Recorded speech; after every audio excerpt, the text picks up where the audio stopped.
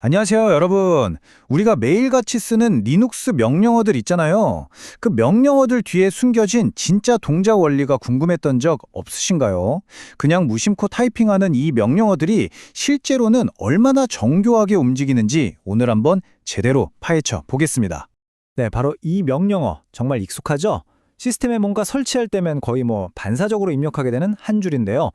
혹시 이 명령어가 정확히 무슨 일을 하는지 잠시 멈춰서 생각해 본 적 있으세요? 이 질문이 바로 오늘 우리가 떠날 탐구의 출발점입니다.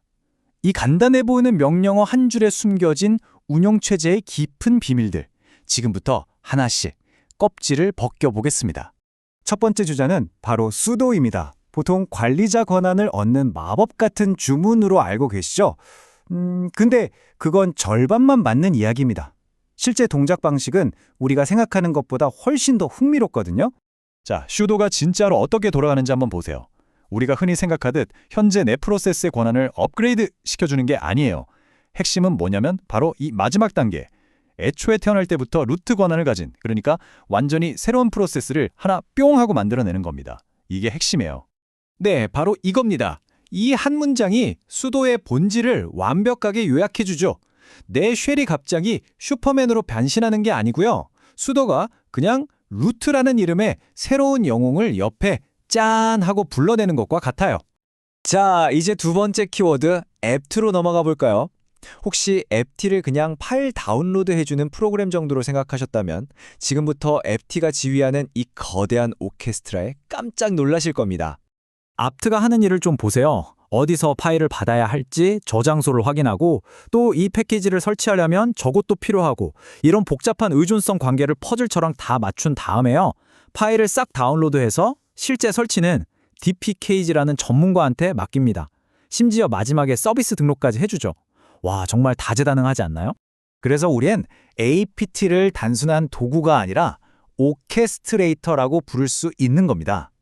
수많은 연주자, 그러니까 프로그램들한테 정확한 악보를 나눠주고 언제 연주를 시작하고 언제 끝내야 할지 지휘하는 마에스트로 같은 역할이죠.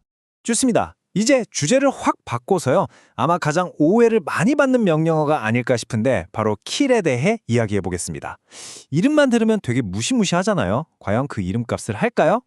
특정 프로세스를 종료하고 싶을 때 우리 보통 이렇게 입력하죠. 프로세스 아이디 1234를 죽여라. 굉장히 직설적인데요. 근데 놀랍게도 운영체제는 이 말을 명령이 아니라 일종의 요청으로 받아들입니다. 바로 이겁니다. 킬 명령어의 본질은 사례가 아니라 메시지 전달에 있어요. 킬은 커널이라는 우체부를 통해서 프로세스에게 메시지를 전해달라고 부탁하는 일종의 심부름꾼에 더 가깝습니다.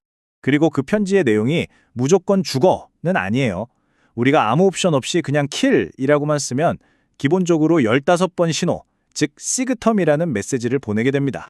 이 시그텀은 말 그대로 정중한 종료 요청이에요. 저기요, 실례지만 이제 작업을 마무리하고 퇴장해 주시겠어요? 라고 아주 예의 바르게 묻는 것과 같죠.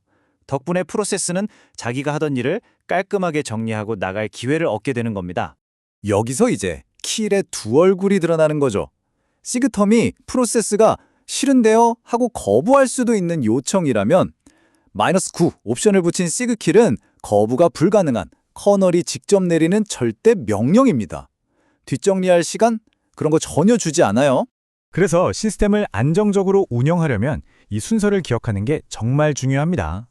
먼저 정중하게 킬로 요청해보고 그래도 말을 안 들을 때만 최후의 수단으로 킬 -9를 사용하는 거죠. 지금까지 sudo, apt, kill을 쭉 살펴봤는데요. 사실 이 모든 이야기의 배경에는 보이지 않는 절대 권력자가 하나 있습니다.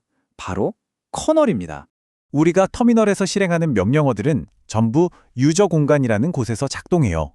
하지만 파일 시스템에 접근하거나 프로세스를 제어하는 것처럼 진짜 중요한 일들은 커널 공간의 허락이 반드시 필요하죠. 이 둘을 이어주는 유일한 통로가 바로 시스템 콜입니다. 킬 명령어가 커널하고 어떻게 소통하는지 보여주는 그림인데요. 유저 공간에 있던 킬 프로그램이 시스템 콜이라는 문을 똑똑 두드리면 커널이 그 문을 열고 나와서 무슨 일이시죠? 하고 요청을 접수하고 직접 처리해 주는 거죠. 그리고 이 커널은 아주 엄격한 문직이에요. 만약 제가 소유하지 않은 다른 사람의 프로세스에 신호를 보내려고 하면 커널은 당신은 권한이 없습니다 라면서 요청을 바로 거부해버리죠. 바로 이래서 다른 사용자의 프로세스를 종료하려면 수도를 통해 루트의 권한을 빌려서 커널에게 요청해야만 하는 겁니다. 하지만 가끔, 정말 가끔 최종 명령인 싸이기를 조차 듣지 않는 아주 고집불통인 프로세스들을 만날 때가 있습니다. 도대체 왜 이런 일이 벌어지는 걸까요? 대표적으로 두 가지 경우가 있는데요. 하나는 하드웨어랑 너무 깊은 대화에 빠져서 외부 신호를 전혀 듣지 못하는 D 상태의 프로세스고요. 그리고 다른 하나가 바로 좀비 프로세스입니다. 이 한마디면 모든 게 설명됩니다. 좀비 프로세스를 왜 죽일 수 없을까요? 네, 걔들은 이미 죽어있기 때문입니다. 실행은 이미 끝났는데 프로세스 목록에 그냥 이름만 남아있는 상태인 거죠. 이미 죽은 걸 또 죽일 수는 없잖아요. 그쵸? 자, 오늘 우리가 알아본 내용들을 한눈에 정리해볼까요? 수도는 내 권한을 상승시키는 게 아니라 새로운 프로세스를 만드는 거였고, APT는 단순한 다운로더가 아니라 오케스트레이터였죠. 그리고 킬은 무서운 명령이 아니라 사실은 커널에 보내는 요청이었습니다. 우리가 알던 것과는 꽤 많이 다르죠? 결국 터미널에 명령어를 입력하는 행위는 운영체제의 심장, 바로 커널과 대화하는 것과 같습니다. 오늘 우리는 그 대화의 진짜 의미를 조금 더 깊이 이해하게 됐습니다. 이 지식을 바탕으로 이제 여러분은 커널과 어떤 새로운 대화를 시작해 보시겠어요?